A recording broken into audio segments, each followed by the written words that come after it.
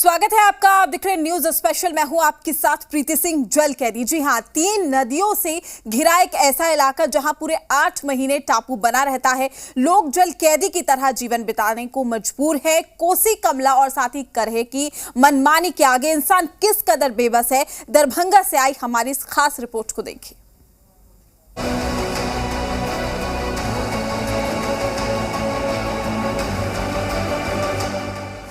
तीन नदियों की मनमानी, मुश्किल में जिंदगानी। बाढ़ के बीच सिसकती जिंदगी।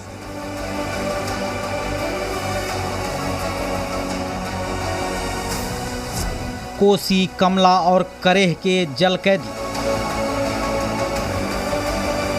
दरभंगा शहर में बिजली है, सड़क है, पीने का पानी है, साथ ही साथ हर वो बुनियादी सुविधाएं मौजूद है जो एक आम आदमी की आवश्यकता है। लेकिन यहाँ से 70 किलोमीटर दूर एक ऐसा जगह जो चारों तरफ पानी से घिरा रहता है, लगभग 8 महीने टापू बना रहता है। करेह, कमला और कोसी नदियों के बीच में बसा यह जगह, वहाँ के लोगों की बुनियादी आवश्यकताएं कैसे पूरी होती है। सबसे बड़ी बात यह है कि कोसी, कमला और करेह की नदियों की कहर से ये लोग अपने आप को कैसे बचाते हैं। आइए हम इन सब बातों की जानकारी के लिए चलते हैं यहाँ से कुशेश्वर स्थान और जानते हैं कि वहाँ के लोगों की बुनियादी आवश्यकताएं कैसे पूरी होती हैं।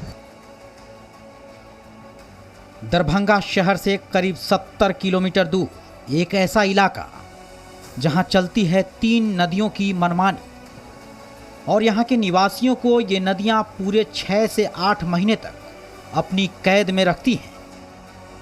कोसी, कमला और करेह नदियों से घिरा कुशेश्वर स्थान मिथिला के प्रमुख धार्मिक जगहों में शामिल है। लेकिन बाढ़ के बाद यहाँ जो हालात बनते हैं उसे देखकर आप इसे नदियों का घर ही कहेंगे, क्योंकि बिहार के बाकी इलाके में बाढ़ आती और चली जाती है। लोग सुख दुख भूलकर अपने जीवन में लग जाते हैं, लेकिन यहाँ बाढ़ आती है और नदियाँ स्थायी रूप से बस जाती हैं, और फिर करीब 6 से 8 महीना तक वो किसी की कुछ नहीं सुनती। आखिर क्या होती है कुशेश्वर स्थान प्रखंड के लोगों की जीवन शैली? 3 नदियों के पाट को पार कर अपनी ज़रूरत को कैसे पूरी करते हैं लोग? आइए जानते हैं। 8-9 महीना पानी से भरा हुआ रहता है। अभी भी हम लोग नाव पर हैं। यहाँ 8 से 9 फीट पानी है। यहाँ जल संसाधन विभाग का एक बांध है, समझे कि नहीं, दर्जिया फुहिया एम्बैंकमेंट, कमला का पश्चिमी तटबंध है। वो एक मुख्य साधन है लोगों के आगमन का। कोठराम से फुहिया तक आप बांध के माध्यम से गाड़ी घोड़ा से आ सकते हैं। इसके अलावा कोई साधन नहीं है। लोगों के आने जाने का साधन, बीच में भी बहुत सारे गांव हैं जहां की केवल नाव है। नाव से ही सारे कार्य ये लोग करते हैं। जब नदियां आपको चारों ओर से घेर लेंगी तो आपकी हर एक गतिविधि नदियों के हिसाब से ही तय होंगी। लिहाजा इस इलाके के दर्जनों गांव के लोग एक जगह से दूसरी जगह जाने के लिए बड़ी बड़ी गाड़ियों की जगह नाव खरीदते हैं, और यही वजह है कि यहाँ हर साल करीब 1000 नाव की बिक्री हो जाती है। कुशेश्वर स्थान की शान है नाव। जी हाँ, हम अभी उस इलाके की बात कर रहे हैं जिस इलाके में लगभग 8 से 9 महीने तक पानी होता है। वो कई नदियों का पानी होता है। आप मेरे पीछे देख सकते हैं कि यहाँ पर किस तरह से नाव बन रहा है। यहाँ पर आप सबसे बड़ी बात बता दूँ कि इस इलाके में बड़ी बड़ी गाड़ियों के लिए कोई जगह नहीं है। जो बड़ी बड़ी जो 4 चक्के 20 लाख की गाड़ियाँ हो, 10 लाख की गाड़ियाँ, स्कॉर्पियो कहा जाता है, बड़ी बड़ी गाड़ियों के नाम लिया जाता है। लेकिन उन सब गाड़ियों की यहाँ कोई आवश्यकता नहीं होती है। यहाँ आवश्यकता होती है तो सिर्फ नाव की। जो आप मेरे पीछे देख सकते हैं कि यहाँ पर कारीगर लगे हुए हैं और लगातार नाव बना रहे हैं। लगभग जो जानकारियाँ मिल रही है 1000 नाव हर साल यहाँ बनते हैं। हमारे साथ बात करने के लिए यहाँ पर कारीगर हमसे बात करते हैं। बताइए क्या यहाँ पर किस तरह से नाव बनाते हैं और क्या है? नाव सर हम लोग हर साल इसी तरीके से बनाते हैं, जैसे जामुन का लकड़ी हो, जलेबी का लकड़ी हो, शीशम का लकड़ी हो। अगर 11 हाथ का नाव है या 12 हाथ का नाव है तो जामुन का लकड़ी रहेगा तो 15 से 20, 25, 30 तक पड़ जाता है। अगर यही नाव यदि शीशम का बनाया जाए तो 50-60 पड़ जाता है। जी 50-60 हज़ार पड़ जाता है। और इसी तरीके से हर साल यहाँ बनाया जाता है नाव, और हर साल बनता है। आप ये बताइए कि हर साल यहाँ नाव बनते हैं, हर साल नाव बनी जाती है, कि किस तरह से आप लोग कौन कौन से लकड़ी का नाव बनाते हैं और कितने कितने कीमत की होती है? कोई आदमी शौक से ही बनवाता है या कौन कौन लोग बनवाते हैं नाव? हम लोग यहाँ पे नाव छोटी नाव बनती है 10 हाथ से 11 हाथ, 1 से 12 हाथ। 10 हाथ की नाव की कीमत हम लोग 14,000, 12 हाथ की कीमत 20 से 22,000, वही 16 से 18 हाथ की नाव बनती है, उसका कीमत 50 से 55,000। इसी तरह से हम लोग नाव बनाते हैं हर एक साल। हम अपने यहाँ पे 50 से 60 नाव हर एक साल हम बना के यहाँ से आप ये बताइए कि इस कुशेश्वर स्थान में जितने भी कारीगर हैं सब मिला कितने नाव लगभग बनते होंगे? यहाँ जितना ठेहा चल रहा है उसमें लमसम 1200 से ऊपर नाव बन जाता है इस इलाके में। एक दुकानदार 50-60 नाव बना लेता है जी। तो आप ये बताइए वो जो बड़ी बड़ी गाड़ियाँ हैं यहाँ पर नहीं लोग अपने दरवाजे पर लगाते हैं, यहाँ क्या वो जो है सो शहर के लिए बड़ी बड़ी गाड़ियाँ और मेरे कुशेश्वर स्थान के लिए यही सबसे बड़ी गाड़ी है जी, नाव। जो कि आप साइड में देखिएगा बगल में है, वहाँ पे जाके देखिए 16 हाथ 20 हाथ 22 हाथ का भी नाव बना हुआ है, जाके अभी देख सकते हैं आप। यहाँ सवारी सिर्फ नाव ही है, यातायात जब से प्रतिबंध होता है तो नाव का ही सहारा हम लोग लेते हैं। यूँ कहे कि कुशेश्वर स्थान की सवारी नाव है जी, कुशेश्वर स्थान की सवारी नाव है जी, बिल्कुल। शहरों में लोग जहां बड़ी बड़ी गाड़ियों में निवेश करते हैं और शान से उसकी सवारी करते हैं, तो यहाँ नाव को ही शान की सवारी कही जाती है और फिर इलाके के लोग अपनी हैसियत और ज़रूरत के हिसाब से नाव की खरीद करते हैं। कुशेश्वर की शान की सवारी नाव की बात करें तो यहाँ का जो सबसे बड़ी बात यह है कि यहाँ पर जो बड़ी नाव होती है उनके अंदर मोटर बोट लगाया जा रहा है। आप मेरे पीछे देख सकते हैं कि यहाँ पर कारीगर हैं जो मोटर बोट लगा रहे हैं नाव के अंदर। सबसे बड़ी बात यह है कि इस नाव में मोटर बोट लग जाता है जो कम समय में दूरी तय करती है। यही एक नाव है। इस सहारे एम्बुलेंस की बात करें या यूँ कहें कि लोग शौच करने जाने की बात करें, आम जीवन बिताने की बात करें, हर काम के लिए इन लोगों के पास नाव है। आप मेरे पीछे देख सकते हैं यहाँ पर कारीगर हैं जो तमाम कारीगर मिल करके यहाँ पर मोटर बोट में लगाने का प्रयास कर रहे हैं। यहाँ पर जो दमकल वह सामने देखिए, आपको मैं दिखा रहा हूँ कि वो दमकल जो है उस दमकल को लगाने के कारीगर प्रयास कर रहे हैं यहाँ पर, और इस नाव में वो दमकल लगेगा। वो दमकल लग करके और जो तेज़ गति से यह नाव इस नदी की पानी में यूँ कहे कुशेश्वर स्थान में जो 6 महीने से 8 महीने तक पानी बाढ़ का पानी रहता है उस पानी में सफ़र करता है। हमारे साथ बात करने कारीगर खुद हैं, हम इनसे बात करते हैं। क्या करते हैं आप लोग, किस तरह से नाव लगाती है बताइए? हम लोग नाव में जो है ना सो मोटर प्लेट सेट करते हैं। नाव पार्टी का रहता है, मोटर प्लेट सेट करते हैं जो इंजन से चलता है। 5 HP 10 HP या ट्रैक्टर कोई भी इंजन से चलता है। छोटी सी बड़ी नाव में बोट लगती है। बनाने में तो नाव पार्टी को लगभग 2 लाख रुपया लग जाता है नाव बनाने में। कोई छोटी नाव है तो 50,000 60,000 लगता है। हम लोग लंच लगाते हैं तो 3,000 रुपया लेते हैं। रास्ता नहीं है, नाव के सिवा कोई साधन ही नहीं है।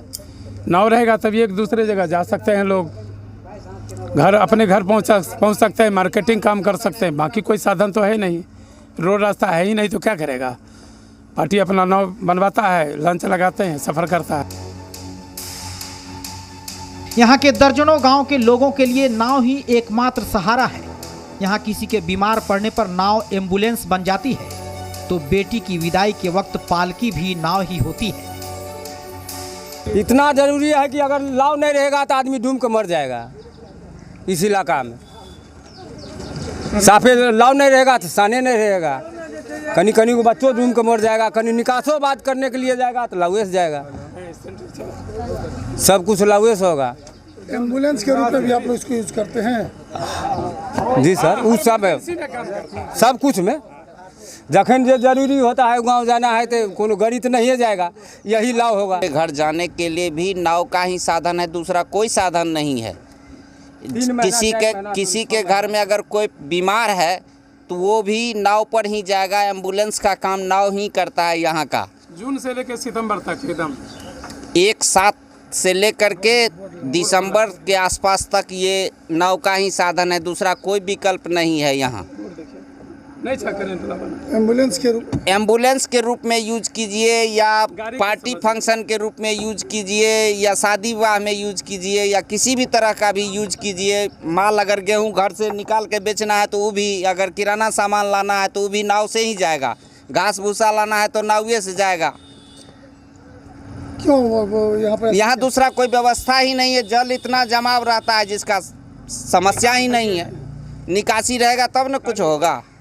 यहाँ तो सब जगह से नदी का ला करके यहाँ छोड़ दिया है, तो सब नदी का नाला का पानी यहीं जमा रहता है। फसल है जो गेहूं का फसल है, उसी पर लोग यहाँ का जिंदा है, दूसरा कोई विकल्प है नहीं। और भी गेहूं का फसल कहीं मार चला गया तो भी गया। जिस तरह इस बार मकई का फसल था, जो पानी अगर मान लीजिए जो पूरे का पूरे मकई का फसल इस बार बर्बाद हो गया, जो लोगों के पास एक पानी भी नहीं, मतलब मकई घर भी नहीं जा सका। क्या एक किसान के एक नाव एक घर में एक नौका हर एक घर में जरूरी है। हर एक घर में एक नौका जरूरी है।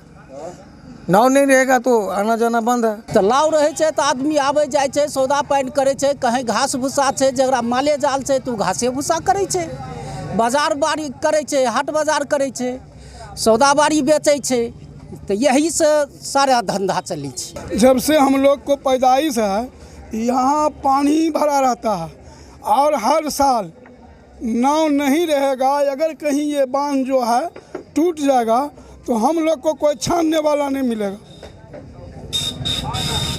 कहाँ बाल बच्चा भस करके चले जाएंगे उसका कोई नियम नहीं है। इसीलिए हम लोग को नाव का जरूरी है सर।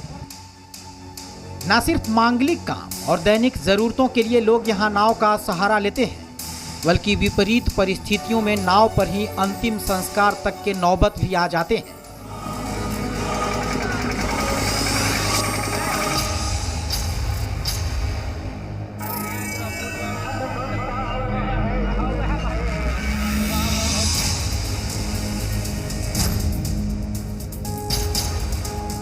इन तस्वीरों को देखिए और उनके दुख दर्द का अंदाजा लगाइए, जिन्हें अपनों के खोने से ज्यादा ये दर्द सीने को छलनी कर रहा है कि शौच जलाने के लिए भी 2 गज सूखी जमीन नहीं है। क्या आपने पहले कभी नाव पर शव यात्रा देखी है? क्या आपने अनाज रखने की कोठी पर शव को जलते देखा है? दरभंगा जिले के महिसौत गांव की तस्वीरों में हम आपको जो कुछ दिखा रहे हैं, बाढ़ की विपदा में इससे बड़ी मजबूरी कुछ और नहीं हो सकती। जिले में नदियां प्रलय का रूप ले चुकी हैं और हर तरफ पानी ही पानी है। महिसौत गांव के बुजुर्ग शिवनी यादव की मौत हुई तो सबसे बड़ा सवाल ये खड़ा हो गया कि अंतिम संस्कार कैसे हो।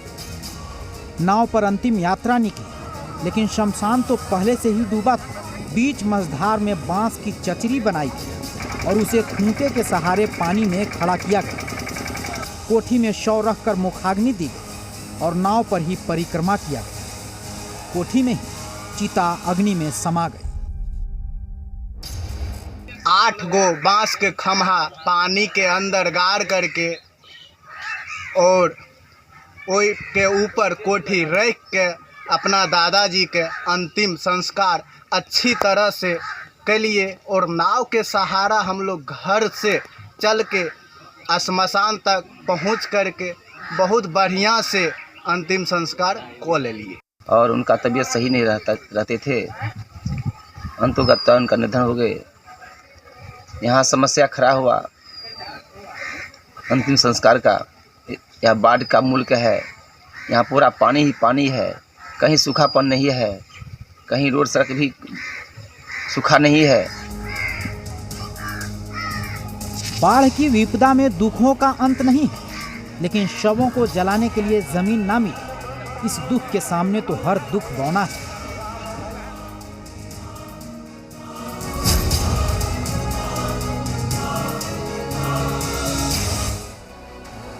नाव इस इलाके के लिए कितनी जरूरी है, इसका अंदाजा आप इस बात से ही लगा सकते हैं कि पुलिस भी यहाँ नाव से ही गश्ती करती है। जाहिर है क्राइम और क्रिमिनल भी नाव के सहारे ही वारदात को अंजाम देते होंगे। कि नाव ही इनकी जीवन है और नाव पर ही ये लोग का जीवन सफ़र करता है, चाहे वो एम्बुलेंस के रूप में हो या हर शादी विवाह हर कार्य के लिए। सबसे बड़ी बात है कि 2-2 लाख रुपए का लोग नाव बना के अपने दरवाजे पर रखते हैं और उसी से सारा काम करते हैं। इन सब के बीच इनका कार्य इस बीच इन कारीगरों का आप देख रहे हैं कि इनको रोज़गार भी मिल रहा है। सबसे बड़ी बात है कि 1 साल में 1000 नावें बनती है तो निश्चित रूप से रोजगार का भी सृजन होता है। लेकिन वही कुशेश्वर के क्षेत्र के लोगों की बात करें तो वो लोगों का लगभग 8 महीने इस नाव के भरोसे ही ज़िंदगी जीने को मजबूरी है। करीब 50 साल से नाव के सहारे कुशेश्वर स्थान के दोनों प्रखंड के लोगों की जिंदगी की गाड़ी चल रही है और लोग इसके इतने आदी हो गए हैं कि अब उन्होंने इसे अपने जीवन का हिस्सा मान लिया है। यहाँ बाढ़ की विभीषिका किस कदर हावी है ये इससे ही समझा जा सकता है कि कुशेश्वर स्थान के दोनों प्रखंड कुशेश्वर स्थान पूर्वी और कुशेश्वर स्थान पश्चिमी के 24 में से 22 पंचायत बाढ़ प्रभावित है। बहरहाल कुशेश्वर स्थान के लोगों को इस समस्या से निकालने को लेकर बिहार सरकार अपने स्तर से प्रयास शुरू कर दी है। हाल ही में जल संसाधन मंत्री संजय झा, दरभंगा के डीएम डॉक्टर त्यागराजन समेत एक टेक्निकल टीम ने विभिन्न क्षेत्रों का दौरा कर इसके उपाय को ढूंढना शुरू कर दिया है।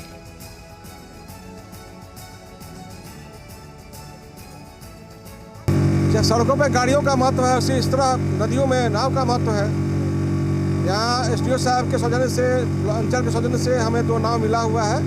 उस नाव से ही गश्ती पुलिस पूरी करती है और यहाँ बगल में एक तिलकेश्वर ओपी भी है। ये 2 कुशेश्वर स्थान थाना और तिलकेश्वर ओपी के माध्यम से हम लोग सारे अपराध को नियंत्रित करते हैं। हमारे पदाधिकारी रात दिन मेहनत कर रहे हैं, नाव से ही भ्रमण करते हैं, नाव से ही गश्ती करते हैं। बल्कि पिछले साल के विधानसभा चुनाव से पहले हम लोगों ने कई बार 2-3 अनुमंडल के लोगों ने नाव से ही एकाएक छापेमारी की थी एक साथ और कई अपराधियों को पकड़ा भी था और शांतिपूर्ण वातावरण में चुनाव निष्पन्न करवाया था। और ऐसी विषम परिस्थिति में हम लोगों ने अपराध को रोकने में अभी तक सफलता प्राप्त की। जो स्थिति है गांव के बीच में चारों तरफ घिरा रहता है। कई गांव कुशेश्वर स्थान पूर्वी प्रखंड के सभी पंचायत का वही स्थिति है। तो पूरा हम लोग अंतिम पॉइंट पर गए, फुइया तक गए हैं। गांव वाले सभी कुछ लोगों से मुलाकात हुई। हम लोग देखें कि क्या स्थिति है, कैसे लोग रहते हैं और क्या क्या पानी हर साल जो आता है इससे राहत के लिए क्या करना चाहिए। इस पर तकनीकी सर्वेक्षण भी किया गया, आकलन किया गया। इस पर हम लोग फिर बैठ करके आज पूरा दिन हम लोग ने आकलन किया है। इसको बैठ करके हम लोग उचित निर्णय लेंगे, कोशिश करेंगे लोगों को यथासंभव राहत मिले। देखिए, चारों ओर से हम लोग बाढ़ से घिरे हैं। कमला, कोसी, बलान तथा करें नदियों से घिरे हैं। साल में 9 माह यहाँ हम लोग बाढ़ के से घिरे रहने का नाव हम लोग के लिए सबसे महत्वपूर्ण चीज़ है। हम लोग का यही मर्सिडीज है, यही एम्बेसडर है, यही मारुति है हम लोग के लिए। बिना इसके सहारे हम लोग एक मोहल्ला से दूसरे मोहल्ला नहीं जा पाते हैं। और जब बाढ़ का समय होता है तो नाव के सहारे हम लोग दैनिक क्रिया का पूरा निष्पादन करते हैं। बाढ़ के समय में नाव के सहारे ही हम लोग अपना सामान, पूरे सालों भर का सामान ढो लेते हैं। जैसे गिट्टी हुआ, बालू हुआ, सीमेंट हुआ। लेकिन बाढ़ से जाने के बाद हम लोग कोई भी तरह से अपने एक दूसरे मोहल्ला में जा सामान नहीं ले जा सकते हैं। इसलिए नाव हम लोग के लिए सबसे महत्वपूर्ण चीज़ है। हमारे यहाँ जिसके दरवाजे पर नाव रहता है बाढ़ के समय में उसको शान कहा जाता है कि ये बहुत ही लोग शान के हैं। जो गरीब लोग हैं वो भी नाव अपने यहाँ, छोटी नाव ही सही लेकिन रखते हैं। जो उससे भी ज़्यादा है वो भाड़े के नाव से लेकिन नाव ज़रूर रखते हैं। नाव जिसके यहाँ नहीं है उसके यहाँ दैनिक कार्य का संपादन नहीं हो सकता है।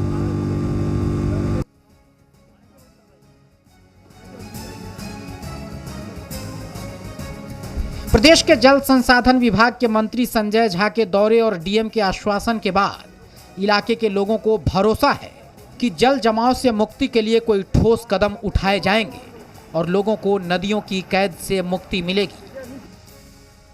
मुकेश कुमार, जी मीडिया, दरभंगा।